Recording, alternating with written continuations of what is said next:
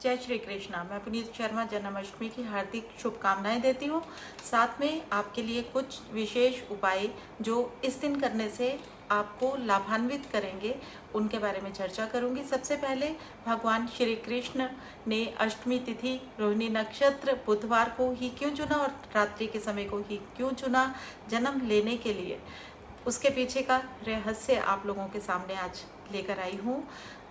सबसे पहली बात, रोहिणी नक्षत्र भगवान चंद्रमा का सबसे प्रिय नक्षत्र है। बुध ग्रह जो है भगवान चंद्र के पुत्र हैं, इसीलिए भगवान विष्णु ने श्री कृष्ण रूप में अवतरण लेने के लिए बुधवार का दिन नियत किया। अष्टमी तिथि को इसलिए चुना क्योंकि अष्टमी तिथि शक्ति का प्रतीक है, उन्हें बहुत सारे राक्षसों का दमन करना था, इसीलिए उन्होंने अष्टमी तिथि को चुना ताकि उनके अंदर की जो ताकत है वो बहुत ज़्यादा बनी रहे। और वो शक्ति का प्रतीक अष्टमी तिथि को उन्होंने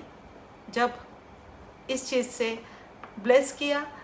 अपने आप का अवतरण लेने के लिए चुना, तो उस तिथि का महात्म अपने आप में बढ़ गया। इसीलिए इस दिन को कृष्ण जयंती के रूप में भी कहा जाता है, गोकुल अष्टमी के रूप में भी माना जाता है, जन्माष्टमी के रूप में भी कहा जाता है। भगवान विष्णु के इस अवतरण के आधी रात को होने के पीछे का रहस्य केवल इतना है, जब चंद्र भगवान ने प्रार्थना की कि भगवान विष्णु उनके कुल में अवतरण लेंगे और वो उसको साक्षी मान के देखना चाहते हैं, तो क्योंकि चंद्रमा रात में ही उदय होते हैं, इसीलिए भगवान विष्णु ने उनकी जो रिक्वेस्ट थी, जो प्रार्थना थी, उसे स्वीकार करते हुए आधी रात को जन्म लिया ताकि भगवान चंद्र उसके साक्षी बने रहें। हम लोगों के लिए जो उपाय हैं वो ये हैं, क्योंकि चंद्रमा हमारे मनस का कारक ग्रह है और बुध जो है हमारी इंटेलेक्ट का कारक ग्रह है, और अष्टमी तिथि क्योंकि बल का प्रतीक है और रोहिणी नक्षत्र में क्रिएटिविटी की कोई कमी नहीं होती है। तो जो भी लोग अपने मनोबल में कमी महसूस करते हैं, जिनको अंडर कॉन्फिडेंट रहना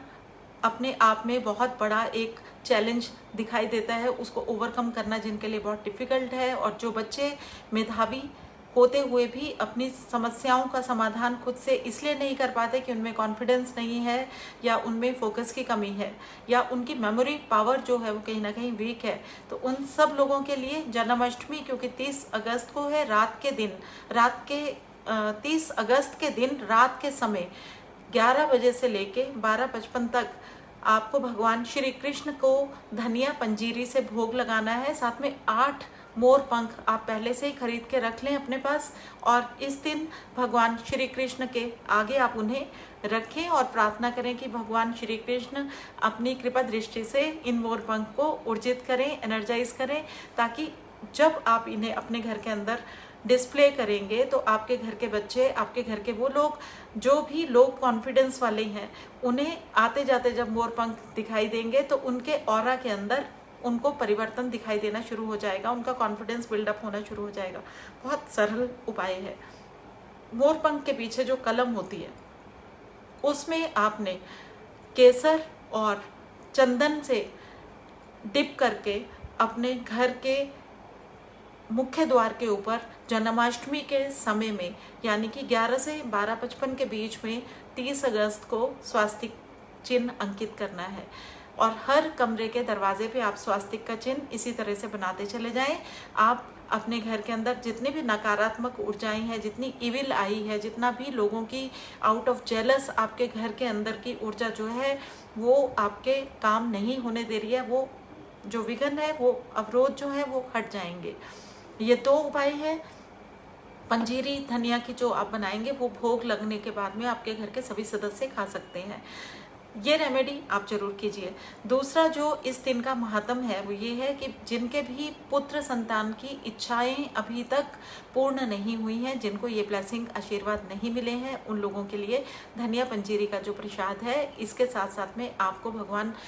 जो श्री कृष्ण है उन्हें श्रृंगार देना है, यानी कि उनके वस्त्र, उनका मोर मुकुट और उन्हें हर तरह का श्रृंगार आपने इस दिन करना है और उनसे प्रार्थना करनी है। आपके पुत्र संतान की जो इच्छा है वो जरूर पूर्ण होगी।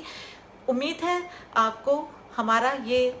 जो वीडियो है पसंद आएगा, और आप अपने फीडबैक हमें जरूर लिख के भेजें कमेंट बॉक्स में। हम हमेशा उनका रिप्लाई करेंगे और आपकी जो भी इच्छा रहेगी उसके ऊपर हम चर्चा करेंगे। God bless you all.